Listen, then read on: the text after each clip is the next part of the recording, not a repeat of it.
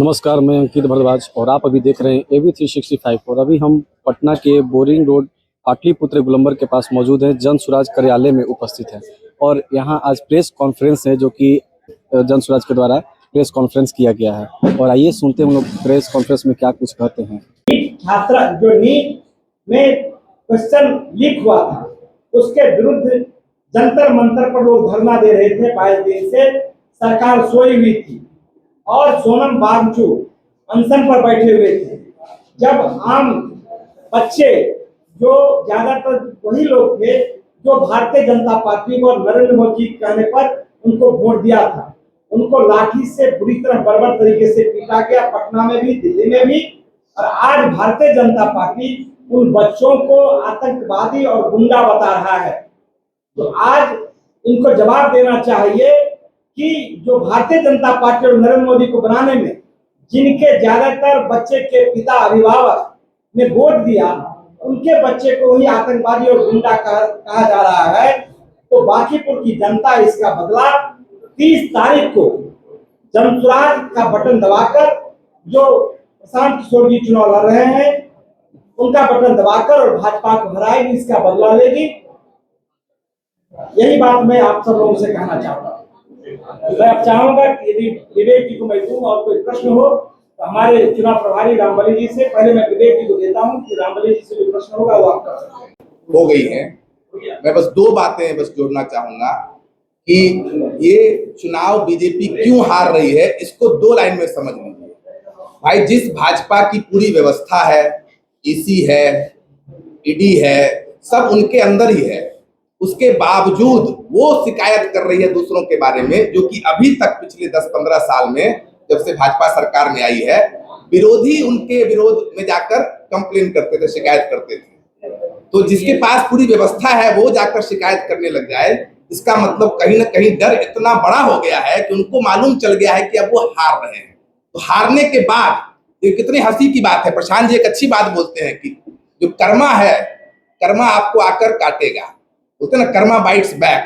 तो प्रशांत जी बड़ी अच्छी बात बोलते हैं कि इनके साथ इंसाफ हो रहा है। सारी विरोधी पार्टी जो है वो जाकर कहती थी कि भाई भाजपा देखिए पैसा खर्च कर रही है, भाजपा सारे व्यवस्थाओं का इस्तेमाल कर रहा है। तो सुनने में भी ठीक लगता था, भाई भाजपा सरकार में भी है, उनकी ट्रिपल इंजन, 4 इंजन, जितना इंजन है सब उनकी सरकार है। अब वो भाजपा जो सारे इंजन पर बैठी हुई है, वो एक 0 सीट वाली पार्टी से इतना घबरा गई है कि वो जिसके पास सब व्यवस्था है वो कह रही है प्रशांत किशोर पैसा खर्च कर रहे हैं, प्रशांत किशोर वोटर खरीद रहे हैं। ये प्रशांत किशोर जी का नहीं, भाजपा के अंदर बांकीपुर के जनता का डर बैठ गया है। अब ये डर में जब आदमी आता है तो क्या करता है, बौखलाता है। उस बौखलाहट में ये निर्दोष, जिनकी कोई गलती नहीं है, जिन उंगलियों ने इनका बटन दबाकर इनको राजा बनाया, उनकी उंगली ये तोड़ रहे हैं, पहले दिल्ली में और अब पटना में।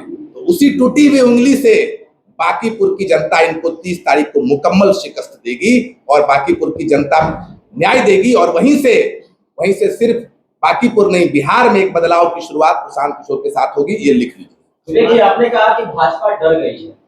भाजपा अगर डरती, घबराती, भाजपा धर्मेंद्र प्रधान का इस्तीफा ले लेती, लेकिन भाजपा तो डर ही नहीं रही है। भाजपा तो धर्मेंद्र प्रधान का इस्तीफा ले रही है। इधर जो है इतने दिनों से जंतर मंतर पर प्रदर्शन चल रहा है, वो प्रदर्शन जो है पटना में पहुंच चुका है, छोटे छोटे कस्बों में चल रहा है, लेकिन भाजपा डर ही रहा है। धर्मेंद्र प्रधान का इस्तीफा नहीं लेने का कारण, सबसे बड़ा कारण क्या है? मोदी जी की कोई सीढ़ी क्या धर्मेंद्र प्रधान के पास है? क्या लग रहा है आपको?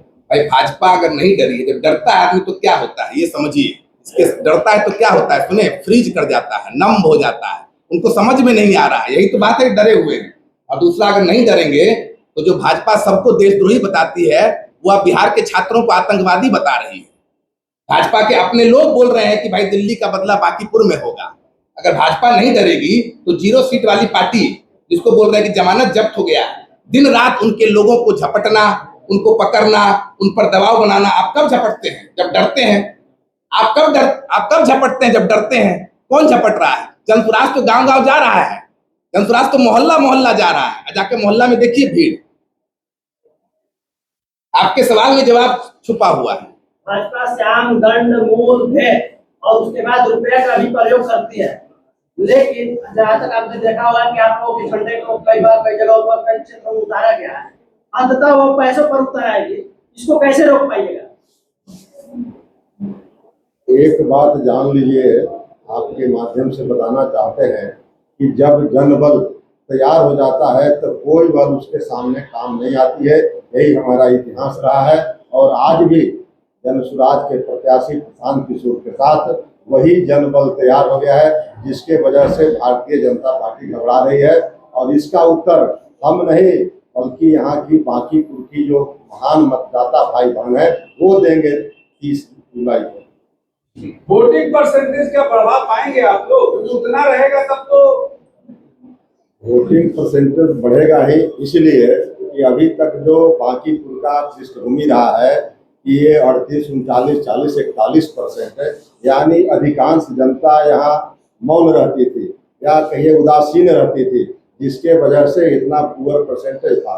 लेकिन इस बार का चुनाव में बांकीपुर का चुनाव ये सिर्फ बिहार के चुनाव को नहीं बल्कि देश के लोगों का ध्यान आकृष्ट किया है।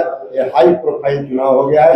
प्रशांत किशोर जी के प्रत्याशी बनने के बाद निश्चित रूप से मेरा मानना है कि वोटिंग परसेंटेज इस बार बढ़ेगा। आपके कार्यकर्ताओं को गिरफ्तार किया जा रहा है, क्या एक्शन में आ रहे हैं कि वो छुड़ा रहे हैं? कार्यकर्ताओं को गिरफ्तार करना या 2:30 बजे रात्रि में सारे एक होटल में नहीं, जितने जगह लोग ठहरे हुए थे खाली जनसुराज के कार्यकर्ता, उन होटलों में धक्का दे करके उठाया गया, सबको लगाया गया।